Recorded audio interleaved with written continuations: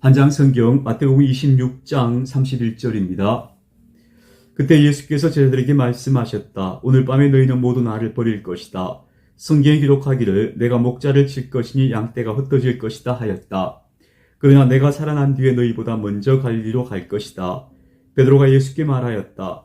비록 모든 사람이 다 주님을 버릴지라도 나는 절대로 버리지 않겠습니다. 예수께서 그에게 말씀하셨다. 내가 진정으로 네게 말한다. 오늘 밤에 닭이 울기 전에 내가 3번 나를 모른다고 할 것이다. 베드로가 예수께 말하였다. 주님과 함께 죽는 한이 있을지라도 절대로 주님을 모른다고 하지 않겠습니다. 그리고 다른 제자들도 모두 그렇게 말하였다. 그때 예수께서 제자들과 함께 겟세마네라고 하는 곳에 가서 그들에게 말씀하셨다. 내가 저기 가서 기도하는 동안에 너희는 여기 앉아 있어라. 그리고 베드로와 세베대의 두 아들을 데리고 가서 근심하며 괴로워하기 시작하셨다. 그때 예수께서 그들에게 말씀하셨다. 내 마음이 괴로워 죽을 지경이다. 너희는 여기에 머무르며 나와 함께 껴있으라. 예수께서는 조금 더 나아가서 얼굴을 땅에 대고 엎드려서 기도하셨다. 나의 아버지, 하실 수만 있으시면 이 잔을 내게서 지나가게 해주십시오. 그러나 내 뜻대로 하지 마시고 아버지의 뜻대로 해주십시오. 그리고 제자들에게 와서 보시니 그들은 자고 있었다. 그래서 베드로에게 말씀하셨다. 이렇게 너희는 한 시간도 나와 함께 껴있을 수 없느냐? 시험에 빠지지 않도록 깨어서 기도하여라. 마음은 원하지만 육신이 약하구나. 예수께서 다시 2번째로 가서 기도하셨다. 나의 아버지, 내가 마시지 않고서는 이 잔이 내게서 지나갈 수 없는 것이면 아버지의 뜻대로 해주십시오. 예수께서 다시 와서 보시니 그들은 자고 있었다. 그들은 너무 졸려서 눈을 뜰 수 없었던 것이다. 예수께서는 그들을 그대로 두고 다시 가서 또다시 같은 말씀으로 3번째로 기도하셨다. 그리고 제자들에게 와서 그들에게 말씀하셨다. 이제 남은 시간은 자고 쉬어라. 보아라, 때가 이르렀다. 인자가 죄인들의 손에 넘어간다. 일어나서 가자. 보아라, 나를 넘겨줄 자가 가까이 왔다. 예수께서 아직 말씀하고 계실 때에 12제자 가운데 하나인 유다가 왔다. 대제사장들과 백성의 장로들이 보낸 무리가 칼과 몽둥이를 들고 그와 함께하였다. 그런데 예수를 넘겨줄 자가 그들에게 암호를 정하여 주기를 내가 입을 맞추는 사람이 바로 그 사람이니 그를 잡으시오 하고 말해 놓았다.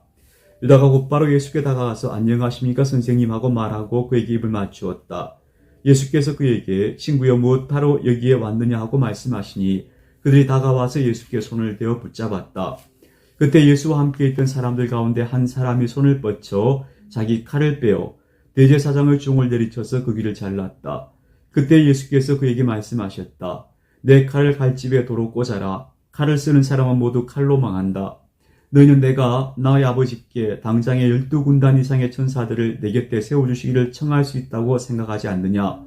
그러나 그렇게 되면 이런 일이 반드시 일어나야 한다고 한 성경 말씀이 어떻게 이루어지겠느냐. 그때 예수께서 무리에게 말씀하셨다. 너희는 강도에게 하듯이 칼과 몽둥이를 들고 나를 잡으러 왔느냐. 내가 날마다 성전에 앉아서 가르치고 있건만은 너희는 내게 손을 대지 않았다. 그러나 이 모든 일을 이렇게 되게 하신 것은 예언자들의 길을 이루려고 하신 것이다. 그때 제자들은 모두 예수를 버리고 달아났다. 예수를 잡은 사람들은 그를 대제사장 가야바에게로 끌고 갔다. 거기에는 율법학자들과 장로들이 모여 있었다. 그런데 베드로는 멀찍이 떨어져서 예수를 뒤따라 대제사장의 집 앞마당에까지 갔다. 그는 결말을 보려고 안으로 들어가서 하인들 팀에 끼어 앉았다. 대제사장들과 온 공의회가 예수를 사형에 처하려고 그분을 고발할 거짓 증거를 찾고 있었다. 많은 사람이 나서서 거짓 증언을 하였으나 쓸만한 증거는 얻지 못하였다. 그런데 마침내 2사람이 나서서 말하였다. 이 사람이 하나님의 성전을 허물고 사흘 만에 세울 수 있다고 하였습니다. 그러자 대제사장이 일어나서 예수께 말하였다. 이 사람들이 그대에게 불리하게 증언하는데도 아무 답변도 하지 않소. 그러나 예수께서는 잠자코 계셨다. 그래서 대제사장이 예수께 말하였다. 내가 살아계신 하나님을 걸고 그대에게 명령하니 우리에게 말해 주시오. 그대가 하나님의 아들 그리스도요. 예수께서 그에게 말씀하셨다. 당신이 말하였소. 그러나 내가 당신들에게 다시 말하오. 이제로부터 당신들은 인자가 권능의 보좌 오른쪽에 앉아있는 것과 하늘 구름을 타고 오는 것을 보게 될 것이오. 그때 대제사장은 자기 옷을 찢고 큰 소리로 말하였다. 그가 하나님을 모독하였소. 이제 우리에게 이 이상 증인이 무슨 필요가 있겠소. 보시오, 여러분은 방금 하나님을 모독하는 말을 들었소. 여러분의 생각은 어떠하오? 그러자 그들이 대답하였다. 그는 사형을 받아야 합니다. 그때에 그들은 예수의 얼굴에 침을 뱉고 그를 주먹으로 치고 또 더러는 손바닥으로 때리기도 하며 말하였다. 그리스도야, 너를 때린 사람이 누구인지 알아맞추어 보아라. 베드로가 안뜰 바깥쪽에 앉아 있었는데 한 하녀가 그에게 다가와서 말하였다. 당신도 저 갈릴리 사람 예수와 함께 다닌 사람이네요. 베드로는 여러 사람 앞에서 부인하였다. 나는 내가 무슨 말을 하는지 모르겠다. 그리고서 베드로가 대문 있는 데로 나갔을 때에 다른 하녀가 그를 보고 거기에 있는 사람들에게 말하였다. 이 사람은 나사렛 예수와 함께 다니던 사람입니다. 그러자 베드로는 맹세하고 다시 부인하였다. 우리는 그 사람을 알지 못하오. 조금 뒤에 거기에 서 있는 사람들이 베드로에게 다가와서 베드로에게 말하였다.